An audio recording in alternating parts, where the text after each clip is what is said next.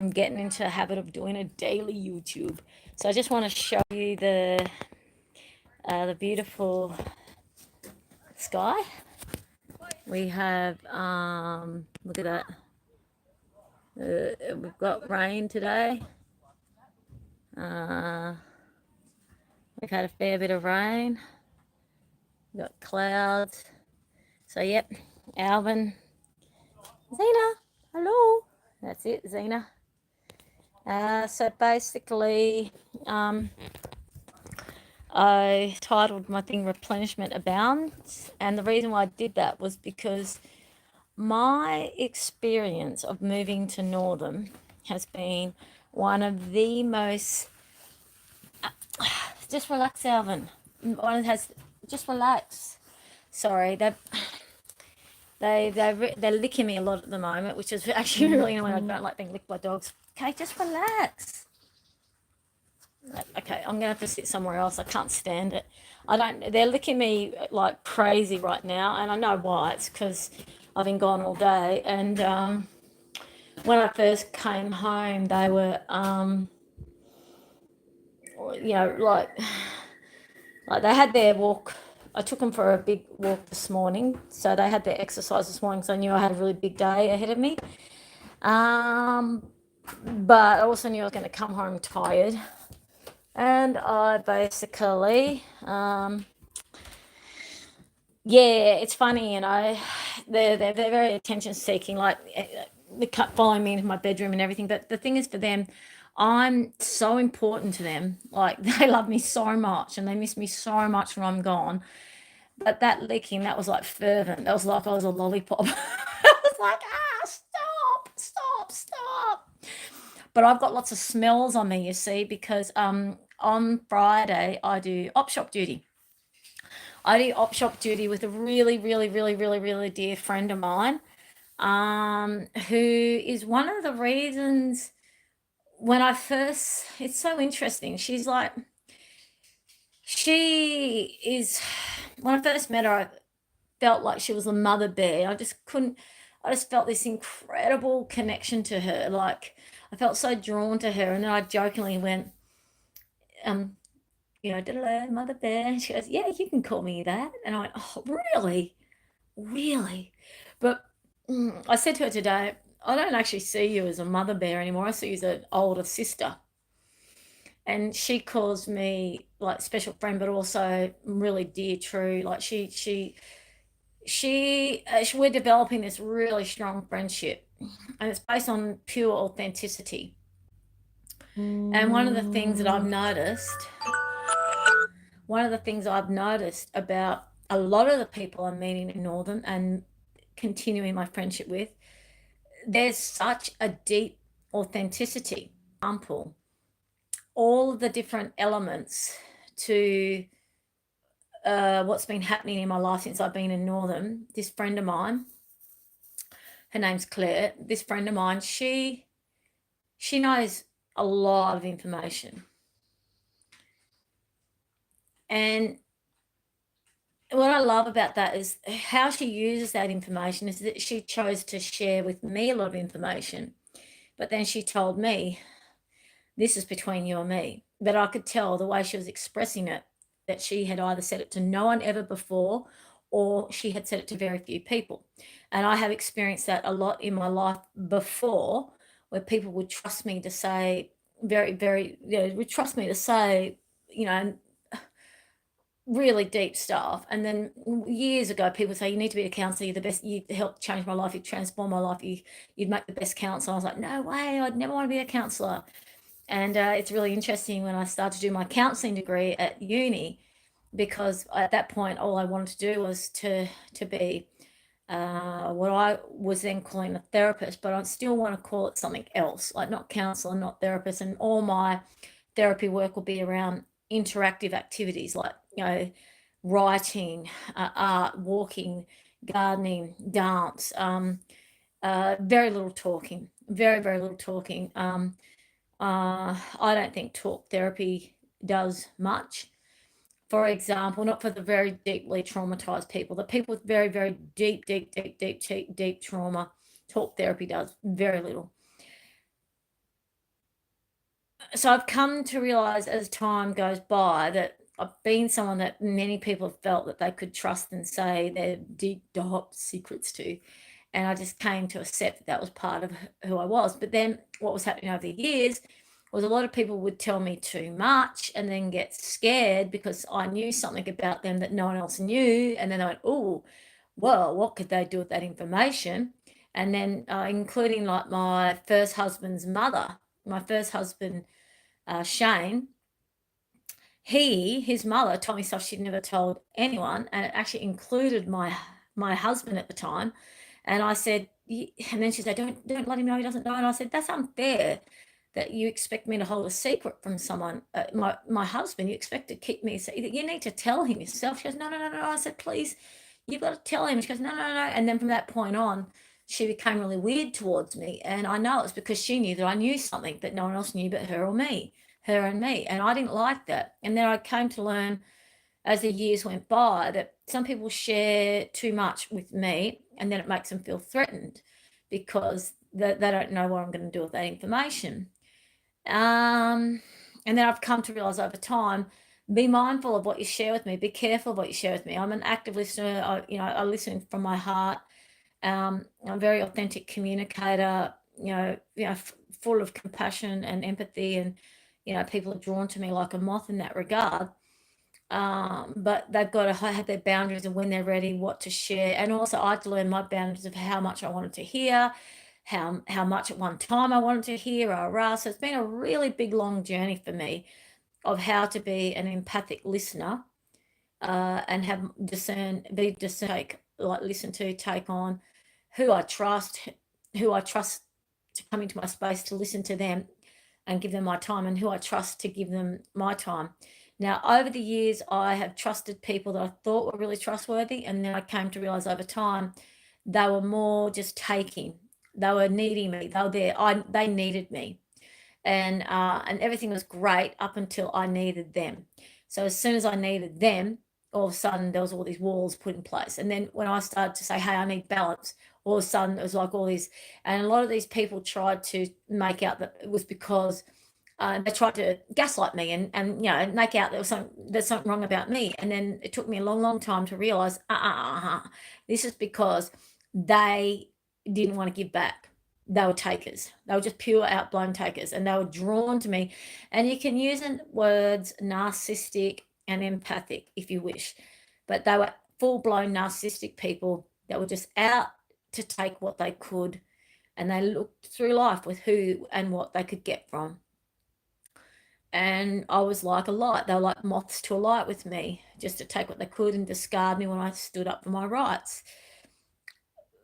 But I've got a skill set in me. I've got a skill set of looking at silver lining, always looking for the positive. Whenever an experience, since I was really young, like really, really young, I've always looked at every experience as this is to benefit me. This is for me to learn from. Like school is a learning, life is a learning, a school, life is a learning, a school of learning. And I need to move. They're trying to drag me down. And some of these lessons have taken me a very, very, very, very long time to learn.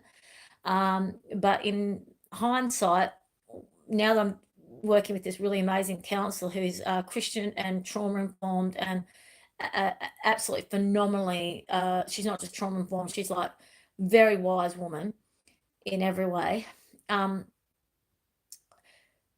She says, seriously, what you've learned and what you've gotten to what you've learned from where you've come from is absolutely phenomenal. It's completely like it's so unique. It's such a rarity. And so now what I've come to realize is there's something about me that's actually really unique, like really, really unique. And that's why I've been able to, one, truly accept my calling as being, one of God's chosen earth angels, a light worker to actually bring peace and love into this planet, which is what I've known for a really long time. There was an angel of love to bring peace into this planet. I've known that that was part of my reason for being alive. I've known that since I was in my early teenagers, and I was getting really more and more despairing that I wasn't doing enough. I never thought I was doing enough, even though people kept saying to me I was transforming their lives. Just kept getting the feedback and the evidence that just me being who I was, normally, like more than enough, just me as I am, was my gift to the world. So this is something that I started to truly accept about 3 years ago. And I was really listening to God and really, really opening up to everything that I thought was where I was meant to do, where I was meant to be, and thought that it was supposed to look, right? So then I thought, oh, was that the devil in disguise? Was I just being duped?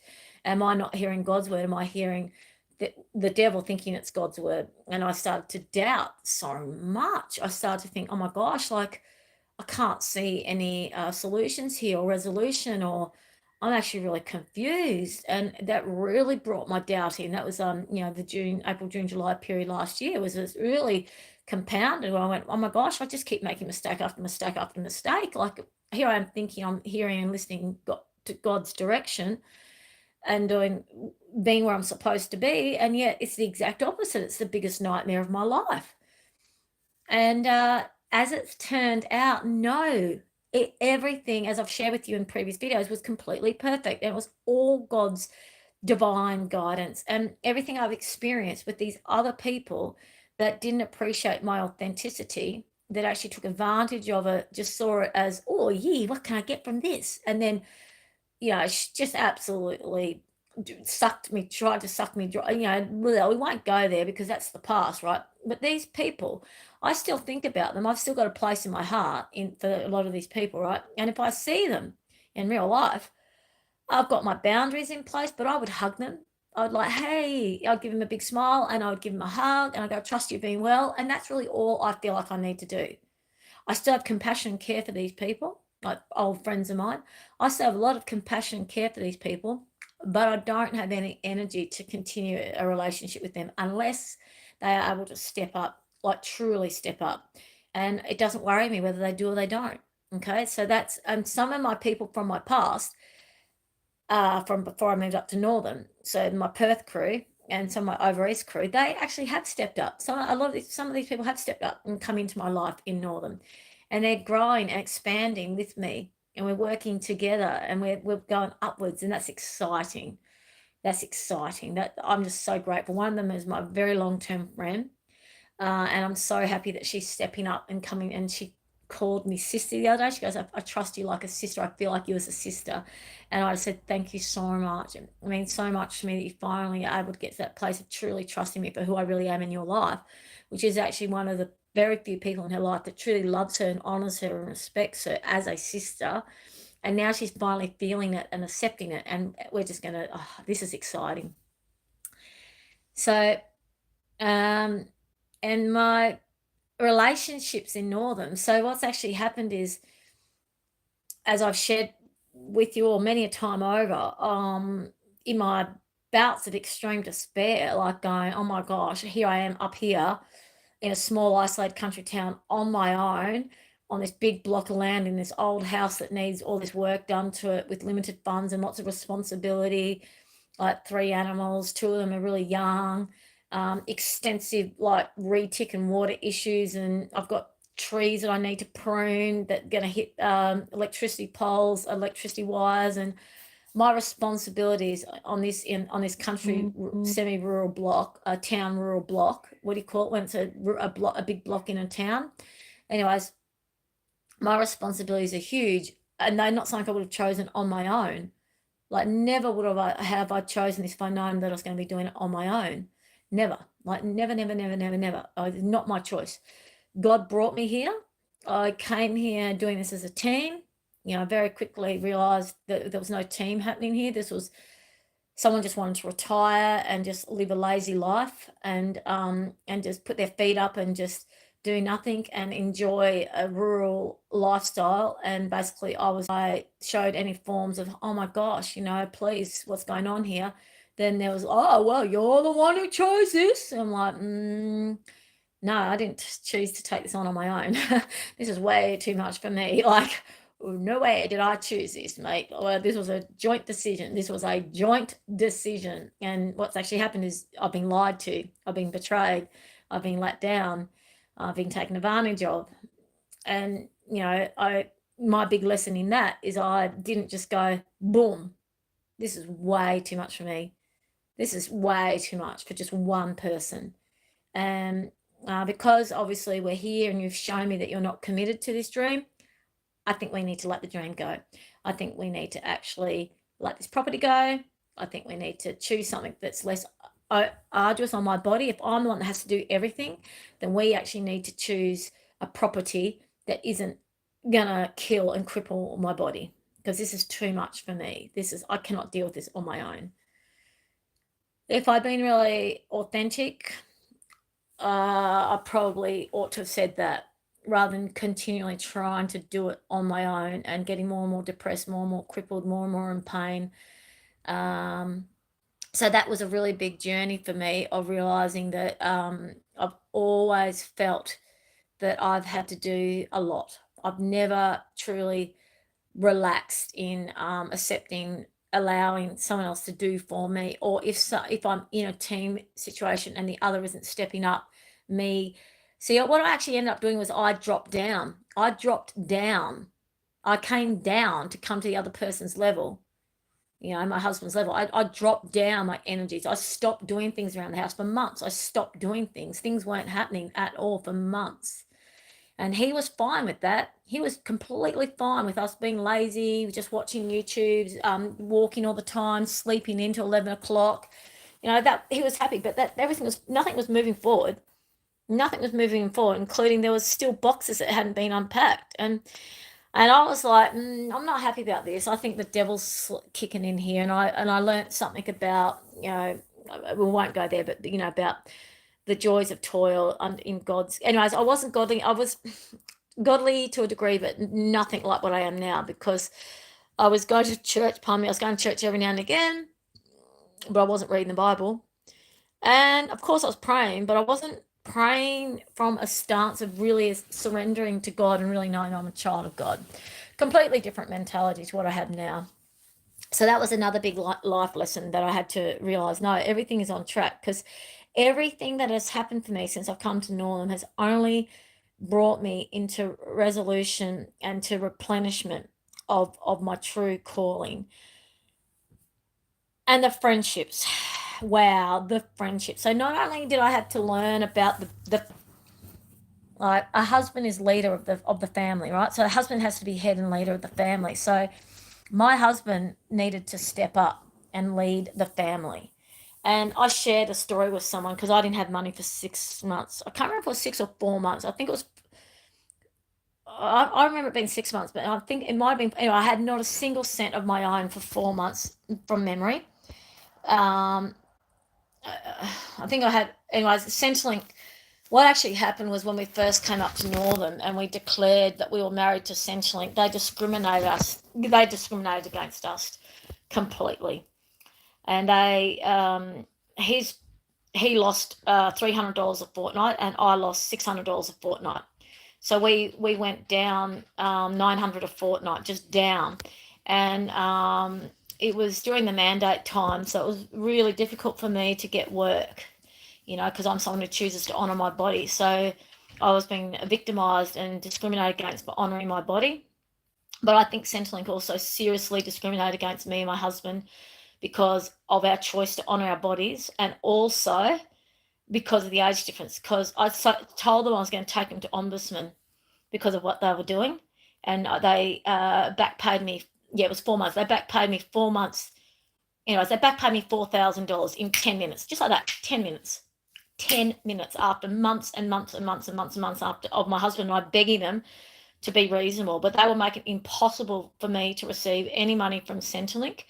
And at that time, I wasn't working. So I had no money, not a single cent to my name. And my husband's money had been reduced by $300 a fortnight. And we were struggling. We were living on $600 a fortnight, just the two of us, right?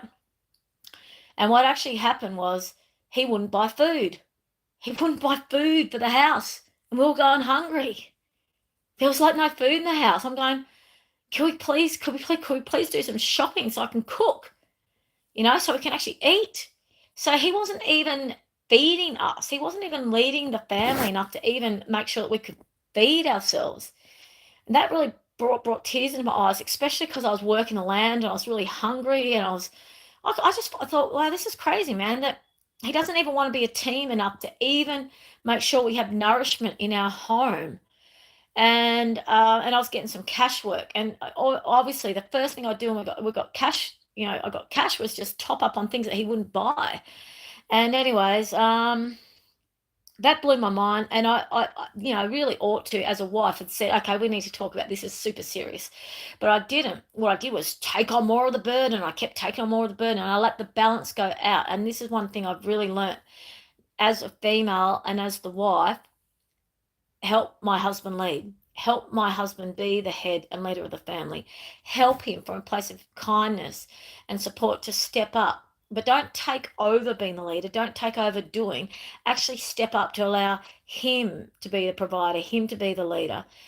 Allow that godly stance to come in. So anyways, I've learnt lots and lots and lots there. That's a whole nother YouTube channel. And then I basically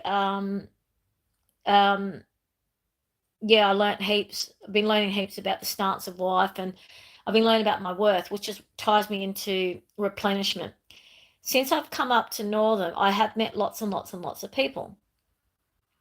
Some of these people I don't have any contact with now, and I don't care if I ever see them again. Okay, there's 3 women in particular who have shown to me that they're too similar to these people who I met, some women and some men friends, acquaintances in Perth. They've shown. I was looking. No, I wasn't looking for the red signs, but I was looking for balance.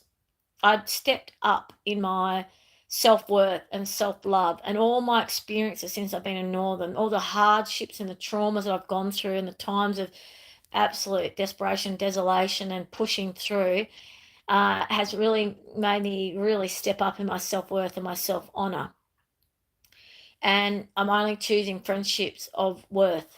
And so what's happening for me now is I have got this network, authentic, the most truest authentic friends I've ever had in my life, that I can actually feel. And the reason why I can say that is because my self-worth is built up to such a level, and these people are mirroring that back. So I know that because my self-worth is at a level that's never been before, the way I'm resonating with these people is at a higher vibration that I've never worked at or interacted with anyone before. So that's why I feel like I can say that the friendships I have now are of such a high caliber and of such a high frequency, that of something that I've never experienced in my life before, and it's phenomenal. It's phenomenal. It's absolutely phenomenal.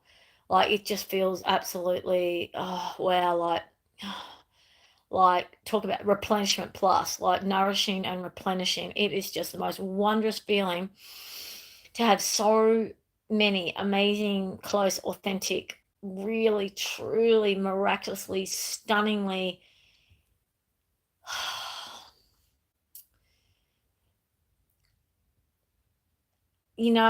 such amazing, godly, true, honest people. So these people are doing good things for themselves and the world. They're very discerning of who they also give their attention to. And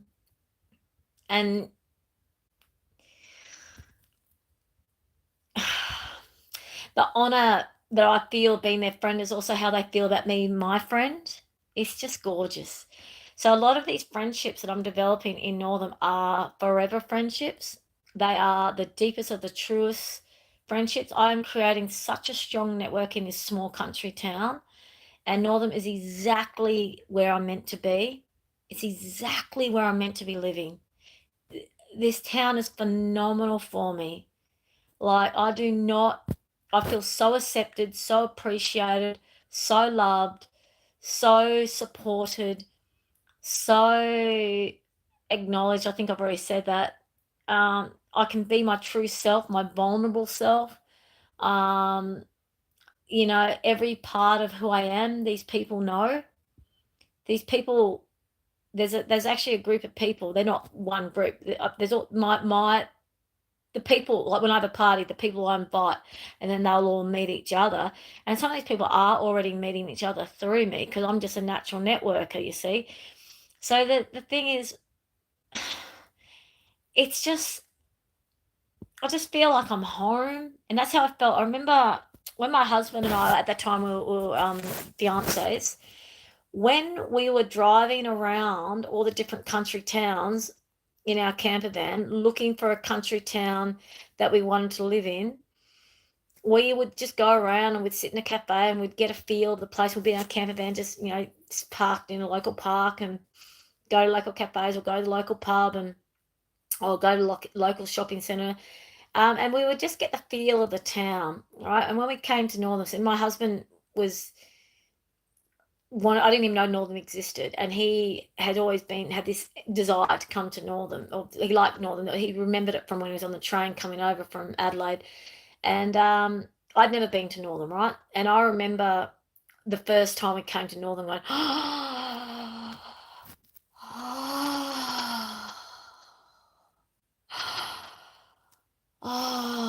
wow.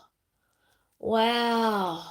Oh my gosh. Wow. This place feels so good. And I went, wow, this is home.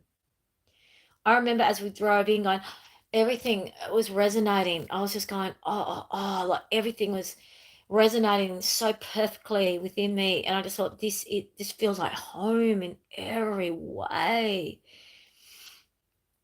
And so we started to look at properties, and we kept looking at all these different houses, and then we eventually found the one that we bought. We looked at it a few times, and each time we came, the first time when I first walked in the property and we talked about afterwards, and he had a similar feeling, it was like, oh, yay, well, this is home, this is home. It was actually, we both had the same feeling.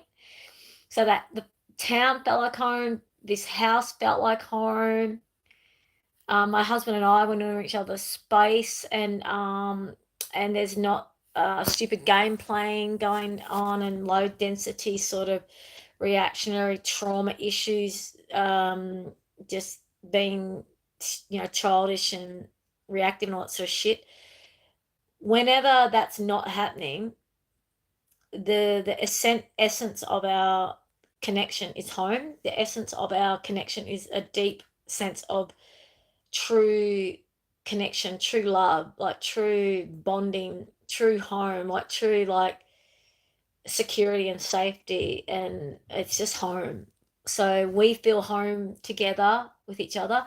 Our home feels like home, like, and the country town feels like home. And so obviously I got shattered when I thought the dream was gone, pear-shaped, and what on earth, and none of it made sense. And then I realized, no, no, no, this is part of the journey. God needs he and I to heal all of our trauma issues, to truly come into our godly connection as husband and wife, to do God's divine work. So it's all perfect. It's all perfect. So I thought with this YouTube, I was thinking initially it was only going to be 10 minutes. I'm often surprised when I start. I think, oh, I'm not sure how I'm going to share it. I don't know if what, and then I realized, no, no, no, this is okay. This is actually great. So this replenishment, like, so when I did this op shop duty today with beautiful, beautiful Claire, it's just wondrous because I'm helping her do a lot with my OCD perfectionist tendencies, and we're just making, and we made $100 more today than we normally would, because it's taken me about 7 weeks, but I've only been doing the op shop duty now for about 7 weeks, but I've been completely organizing all the clothes beautifully, like in sizings, groupings, sizings, and colors, and hanging them up really well, presenting everything really well, and things are selling because people can see what's there. But they're also, I can actually delegate and, direct people to where to go, and then yeah, there's all this other stuff happening. It's just so exciting. And then yeah, she was talking about she wants to do a craft, which will tie in with me as well. And then with all my hard work with dedicating to, because she does all that, that's all volunteer work. She actually uses her own time and her own money to pick things up, to dry things, to wash things and dry and rah rah. So she's actually, it's for her Catholic church. So she's actually, all the money goes to the church. So she doesn't make any money. She spends her own money. So for her, it's volunteer work, complete volunteer work. And for me, I was like, any job I do, I have to have Friday free because I'm 100% committed, and she works as well, our beautiful home. And I love that. I love that she was part of this experience, and I also love that she knows my husband well, and she can't wait for him to come home. She's really looking forward for him to come home, and she's hoping he'll play music at the op shop as well and sing and everything. And um, that's another thing. Everyone who's in my life that resonates with me and is replenishing my life validates and honors and appreciate my husband for who he is, even with him acting the way he has been, because we all know it's coming from a place of trauma, and very deep trauma, very, very extremely deep trauma. So, which is God's helping him heal. And one of the ways he's healing that is by being in the thick of the nastiness of the demonic evilness of it all. So he's currently going through a very dark night of soul, a really horrifying demonic experience, to actually see what he's been around, what he's accepted, what he needs to step up from, heal from, and then from that he can then become, the true child of God that he is destined to be, and step up into his divine masculinity, and step up into his, his beautiful stance of husband and community leader. Like, he can offer Northern a lot. He can be a real leader in this community. Like, he can do a lot for Northern, which is what he wanted to do. He wanted to come up here and invent himself. He wanted to reinvent himself, but he doesn't have to reinvent himself. He just has to step up into who he already is. He's not reinventing himself. It's in him. He's just got to step up into it and surround himself by people that value him and love him and appreciate him, and really encourage him to be that beautiful, being that he is. But it's him. He's got to step up. He's got to step up into knowing he's worthy of the support, love, and care that me and a lot of our friends have for him. You know what I mean? He's got to believe it and step into it and honor it. And obviously that's what God's doing, by him, being where he is now, which is the exact opposite. And yeah, I just really love that. And there's nothing I want to say with the replenishment. I've come to know people who align with my stances of life and where I'm at in life and where I'm at, like me, the vibration. It's got to be an equal vibration. So, they've got to be wanting to make their life good, wanting to be of service to humanity, godly, like, God's a really big part of their life. They're heartful people, loving people, authentic people, honest people, brave people. This is the caliber of people in my life, and this is the replenishment. So, yep, Northam's having its summer rains, and the ground's getting replenished. The world is healing. We actually have a lot of healing up to make a difference in the world, to bring true, authentic, heartful communication and interaction. We are changing the world. So there's two ways of being in life: in love or in fear. There's only two ways of living life, from a place of love or from a place of fear. So whenever we step out of love and we go into that other energy, then we're just feeding that dark, dense energy. But when we step up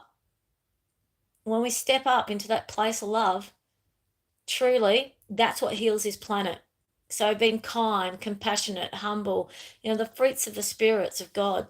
We'll talk about that in the next, another channel, another YouTube. But the fruits of the spirits, the fruits of the godly spirits. This is the way to transform and heal this planet. It's really simple. Anyways, yeah, there's so much more we could talk about that. I'm really looking forward to people, letting me know, if you want to go more into the Bible, talk more about, what I'm learning, or what is it you'd like me to share more with you. There's so much. I realize I've got so much to share. Sometimes I feel like I don't have enough time, but I do. We have eternity.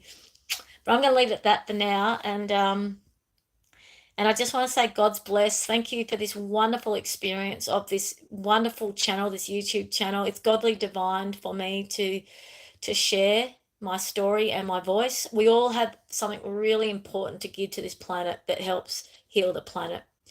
And when we step up, we'll take that leap of faith and we step into, and trust me, it's channel. But it's the beginning of me being of service to humanity. It's my godly divine pathway to help heal the planet.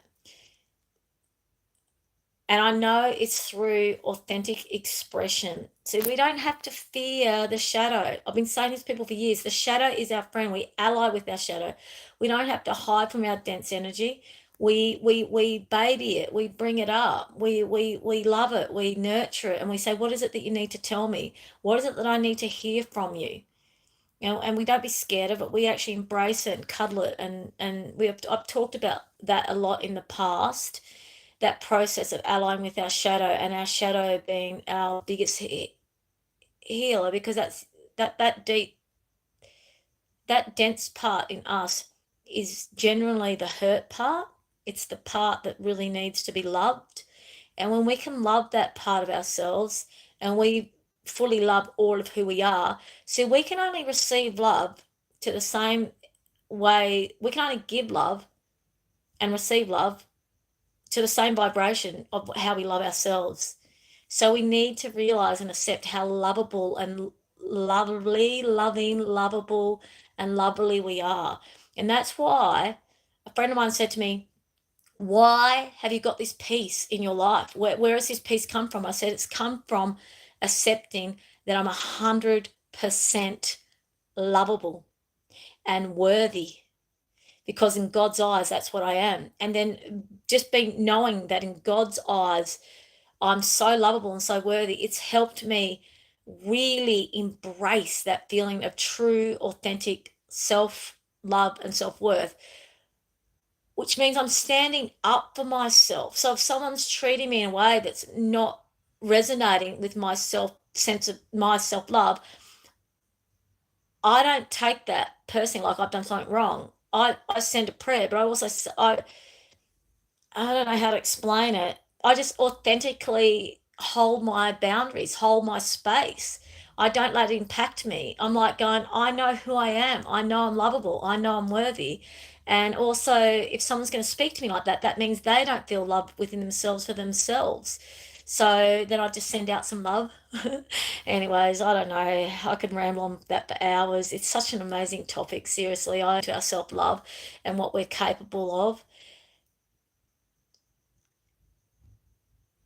And I want to admit, I do struggle with judgment and being opinionated, and I do struggle with feelings of grief that drag me down. Like yesterday, was it yesterday? Yesterday or the day before, I had a really bad day, and I was struggling a lot with what I call 3D, three-dimensional egotistical grief. So um, when I go into that space, I actually um, can get very doubtful, or very worried or concerned. I go into fear space. I mean, you come from a place of fear or love. So if we're slipping into a place of lack or limitation or doubting ourselves, or my arm's getting sore from holding this phone. If we slip into a doubt or um anxiety, or anyways, you know what I'm talking about.